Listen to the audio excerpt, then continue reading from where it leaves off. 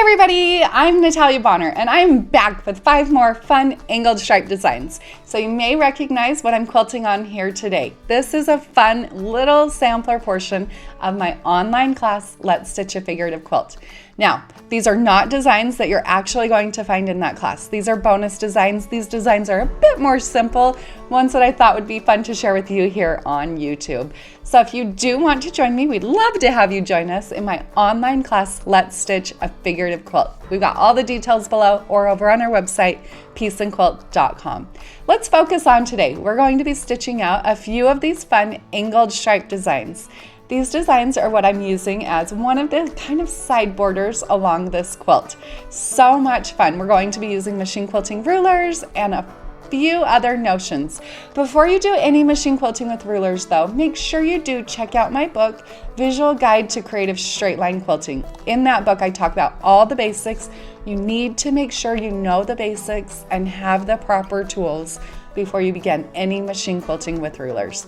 Once you know those, you're ready to get stitching. I'm doing all my quilting today on my Gamble 22-inch machine. This is hand-guided quilting. I have my stitch length set at 12 stitches per inch. You'll notice here as I'm quilting and doing ruler work, I do try when I'm using my rulers, when I'm adjusting my rulers, to leave my needle in the down position. The thread that I'm using here on the top is sew fine thread on the top, bottom line thread on my bobbin. I'm using 1 layer of the Quilter's Dream wool batting, just for a little bit of extra loft and texture. You can pick up all these notions, plus our new Piece and Quilt pop socket ruler grips, over on our website, peaceandquilt.com. Let's get stitching!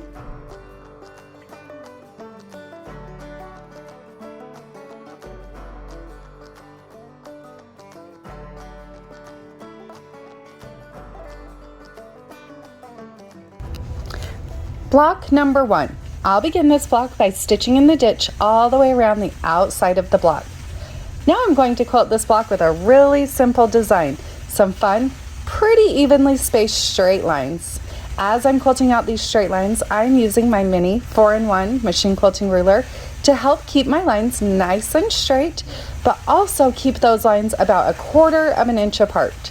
It's a little difficult to see here, but as I reach my corners, I take a good little curve around the corner and then use that ruler, line it up so it's right about on my previous stitch line. Then from there, I continue stitching those fun straight lines right up into the opposite corner.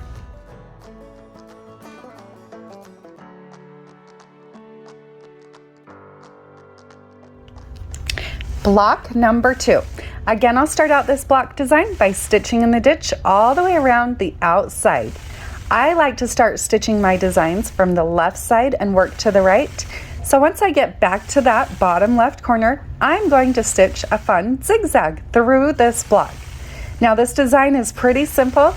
I'll stitch from one side up to the opposite side, adjust my machine quilting ruler so that the first marked line on my ruler intersects my thread at the opposite side of the block, adjust my ruler, and continue on from there. Now these designs are pretty simple designs, but kind of just to give you an idea or a sneak peek at some of the things that you can expect in this upcoming class, Let's Stitch a Figurative Quilt.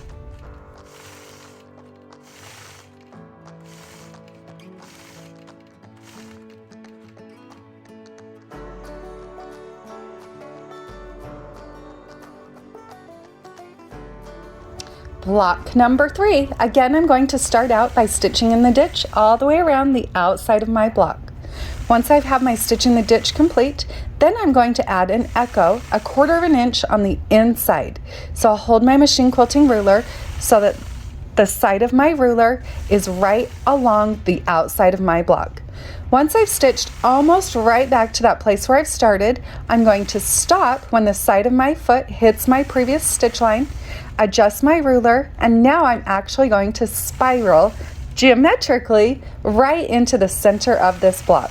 So if I stitch to the point where the side of my foot hits, because I am using a machine quilting foot, and that foot is designed so that the outside of my foot is 1/4 inch away from my needle, then I'll just continue using my foot and the side of my ruler as my measurement. When I get to the center of this design, then I'll actually stop and clip my threads.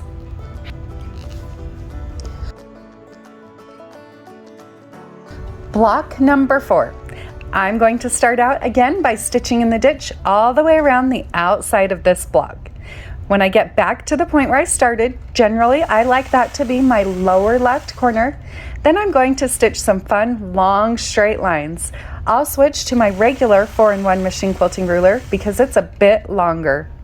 Starting near the bottom of the block, I'll stitch a straight line from the lower left corner. Then I'm going to hold my ruler so the first marked line on my ruler intersects the lower right corner. I'll stitch an angular line from left to right. When I get to the right side of the block, I'll travel up my ditch a 1/2 inch. At that point, I'm going to line up my ruler so the first marked line on my ruler intersects that stitching, and then I'll stitch back to the point where I started. I'll repeat that process until I filled in this block completely with those fun radiating lines.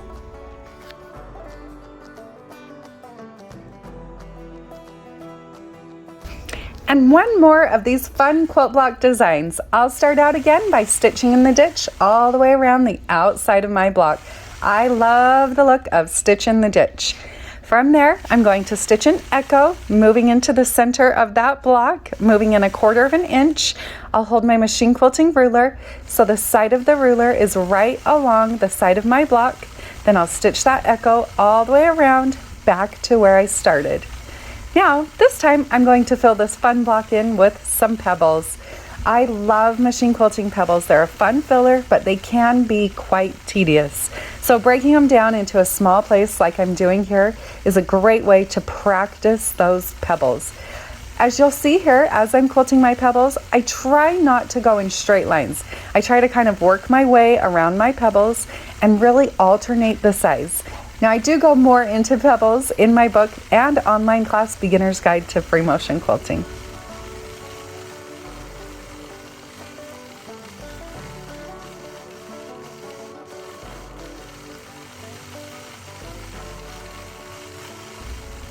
I hope you've all found a little bit of inspiration from these fun blocks. Make sure to join us in our new class, Let's Stitch a Figurative Quilt, where we'll have so many more awesome quilt block designs. Let's get stitching!